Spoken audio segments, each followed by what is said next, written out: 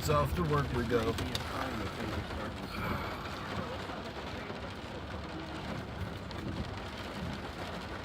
I don't really have a topic today. I hadn't really thought of anything to talk about, honestly. It was a rainy day on the way into work.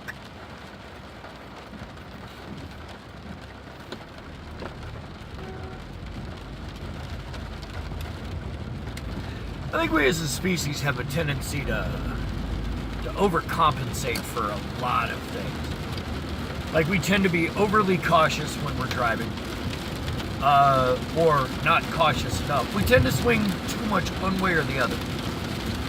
It's like a pendulum. A pendulum has no moderate zone. A pendulum swings from one side to the other. That's how it is. A pendulum with a moderate position is stop. And that's humans. We're a lot like that.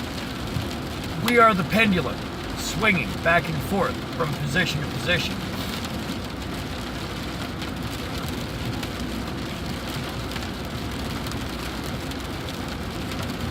It's the old argument of, for or against puppies. That's how I put it. If someone presents this statement that I think puppies are good, but I can't have a puppy because I'm allergic, somebody eventually will come along and say, so you're anti-puppy. No. It's not that I'm anti-puppy. I can't have a puppy myself, And you shouldn't force a person who's allergic to have a puppy if they're allergic to dogs. Oh, so people shouldn't be allowed to own dogs. Tendency humans have to go one way or the other. And somebody in that argument is going to make the statement that means everybody should own a dog. Take treatments if they got an allergy. Shit like that. Because that's how we are. We're not comfortable with a moderate position.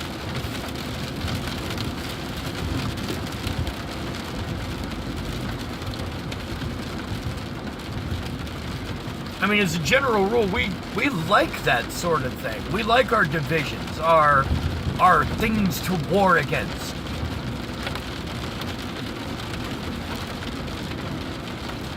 That's been a part of us for thousands of years.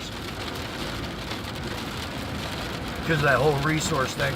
I already did a video on fear and all that, and power and control. As a species, we tend to be, susceptible to this stuff because it's how we're bred. That's how religion gets people in. They don't want people to use, like the Catholic Church. They're against prophylactics, against, prevention of pregnancy, because the more babies you have, the more likely you'll teach your child to be whatever faith you are. Sowing the seeds for future generations. If you're a Catholic and you're not allowed to use prophylactics, if you're not allowed to use condoms or birth control or any of that, if you're one of those old school religions that doesn't believe that you're allowed to prevent pregnancy, well, wow, man, just pull on out there. That's cool. Not sure how that's supposed to work. But if you're one of those, the odds are much more likely that you'll follow the tenets of your faith and have more babies and teach them your faith. It's just how it works. Religion uses this a lot to try and convince people. That guy just went in the beer duct the wrong way. That's funny.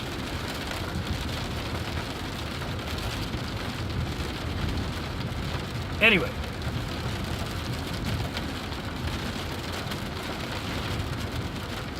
we're a very, very primal and tribal species. We try and break free of it, but that's why we tend to form societies, civilizations. We like to set up clusters and groups of things. and then smaller clusters and groups of things inside of those groups of things. It's like the you've seen the picture where people say that, you know, some people just want to watch the world burn, and you see a bag of Skittles with a bag of M&Ms with a bag of Reese's Pieces. Look, all of those are good individually, and some of those are good together, and frankly, I think that whole bowl looks delicious.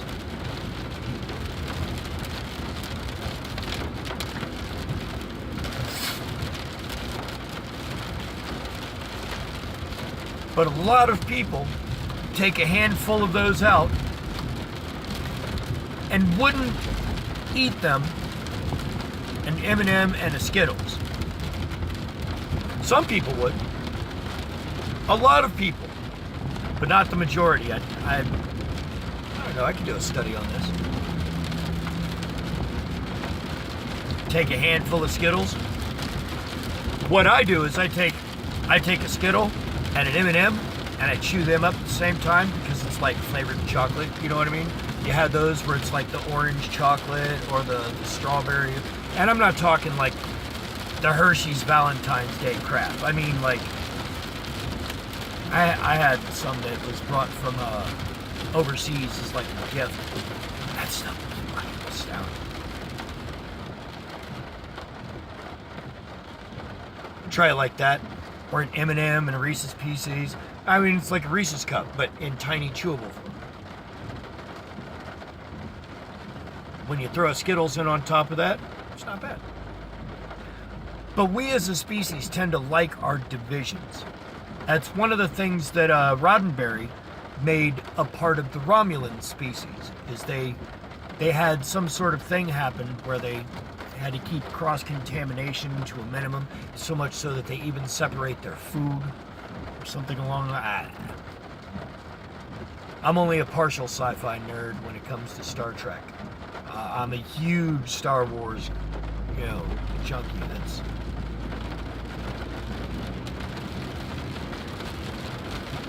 a lot of the Star Trek series that I've seen recently, since Roddenberry died, frankly, have kind of strayed away from the Roddenberry theme. And I understand that's why a lot of them are going to the time before where we are in the timeline.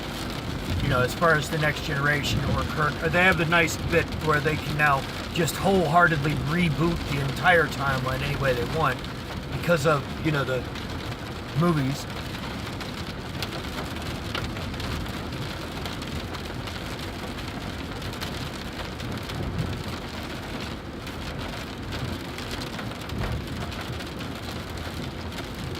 But I saw something online where they killed off a character. The fans were unhappy with the character's death or how he died or some other ridiculous shit. And the title of the little piece was that they fixed one of the biggest errors of Star Trek, blah, blah, blah. I think it might have been Discovery. The only thing I could think was they hired Seth MacFarlane to write them a Star Trek series. Have you seen The Orville? Well worth watching. We like our divisions, though. We like our separations. We like our labels. Once somebody gets a diagnosis, you can almost guarantee, once they get a psychiatric diagnosis, you'll find out. Now, I'm in support of mental health, but let's face a fucking fact here. Once somebody finds out that they've got some OCD and bipolar, clinically, like a psychiatrist will actually tell them, yeah, you've got a little touch of this going on. You're going to hear about it. You're going to know. If you're friends with that person, they are going to let you know, and you're going to have to become part of their support group. Deal with it. I'm not mad about having to know this stuff about my friends and having to incorporate it into being nicer to them. But, not as bad as you might, if you're a vegan, you're going to guarantee to tell people if you're a fucking vegan. Or if you're at the gym, you're going to take a snapshot and tell everybody that you're fucking at the gym. It's the same thing. Well, we like our labels. us. We like our separations, our things that make us unique. We would really like them to fix that rattly bit here on 4th Street, right where it turns. Man, like that for months.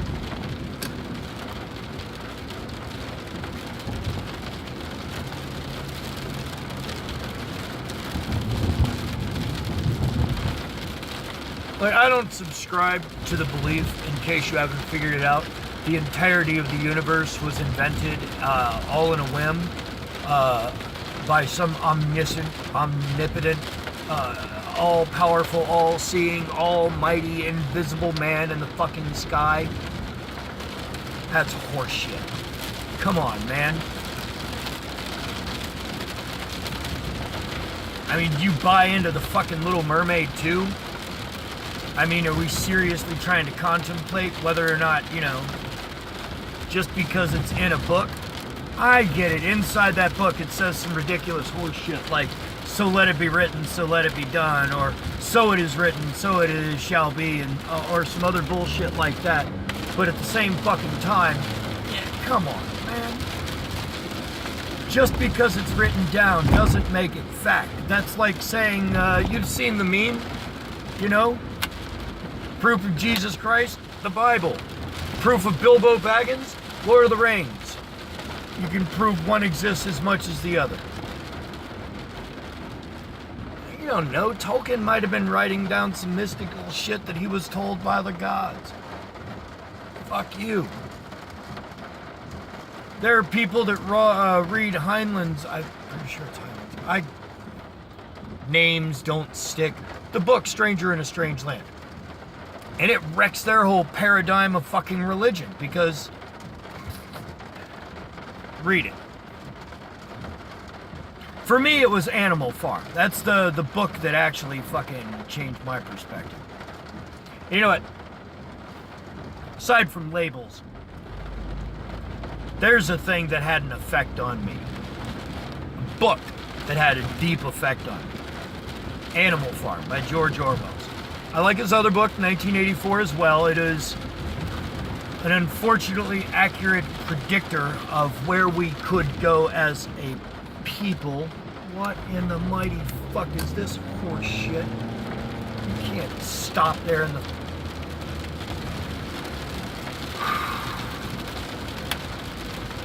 ...1984 is a great predictor for where we are still heading. But Animal Farm, I had to read as a part of history on the Bolshevik Revolution. Which is how I know that it is entirely an analogy for the Bolshevik Revolution. Again, look up the connection if you don't get it. But it has some of my favorite phrases, like some animals are more equal than others. And it's because some of the rules that they had written down, they had basically their own 10 commandments of the animal farm after the animals overthrew the farm. One of those rules was all animals are created equal. And then that got amended one night. Nobody noticed when. It just kind of happened one night that the wording had changed to all animals are equal, but some animals are more equal than others.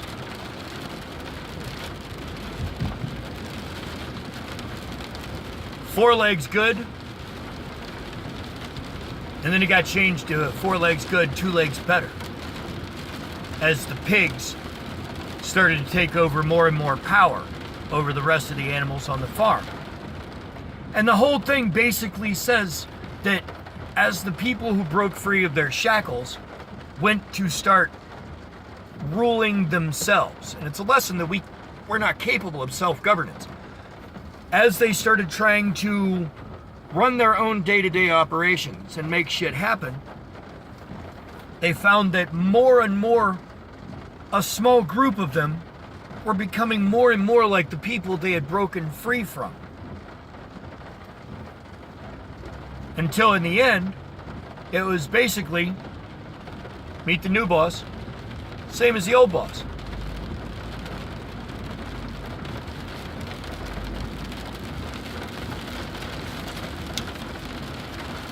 Animal Farm is one of my all-time favorite books. It always makes my top 10.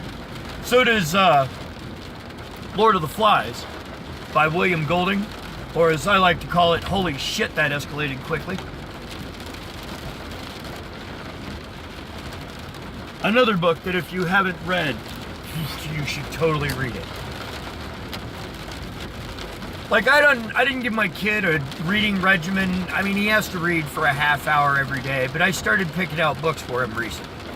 The first one I started him off with is he read Call of the Wild by Jack London, followed by he's reading White Fang right now. After he finishes that, the next book he's going to read is War of the Worlds, and we're going to see how well he understands those 3 books. And then we'll start picking from where we want to go from there.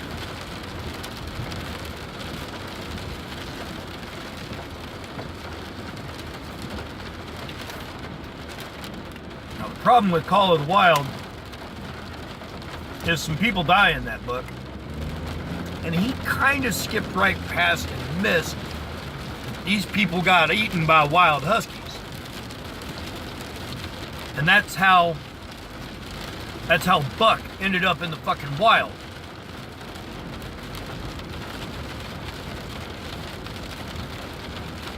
But those huskies ate Spitz. They were gonna eat Buck. They had already eaten the people, and the people had guns. And them wild dogs did not give a fuck.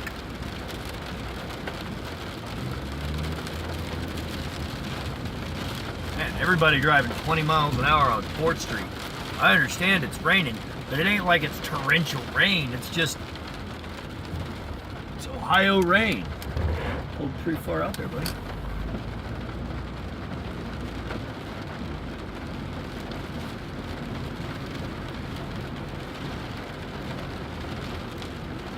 But another one that falls on my list that actually had a pretty big impact on me. Like, I really liked William Golding's Lord of the Flies. Really liked it. But it didn't have a huge effect on me psychologically. It was basically, this is what you would expect it to happen. What turned me on with that book was finding out later on in psychology, which, yes, I took briefly, that's not what would really happen. That in all honesty, the darker portion of our population prefers to stay quiet until it can masquerade as another part of our civilization. That's just the way it is.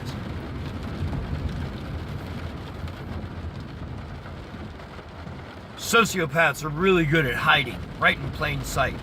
Like, if you ever question how secretive sociopaths and psychopaths and serial killers and all those people can be, just look up Ted Bundy.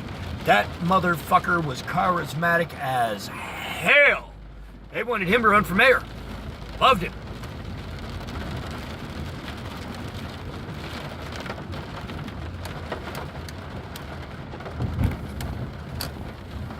Anyway, Lord of the Flies is a good example of how psychology actually would not work in the real world according to psychologists. And this video is going to be cut short here, shortly. But books I totally recommend you read. Imagica by Clive Barker. I won't go into that right now because that book has a totally religious feel to me.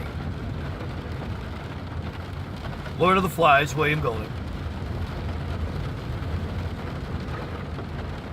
Yeah, you heard the rest. Damn this phone not having an SD card anymore. Plus, pulling into work now. Have a good night, guys.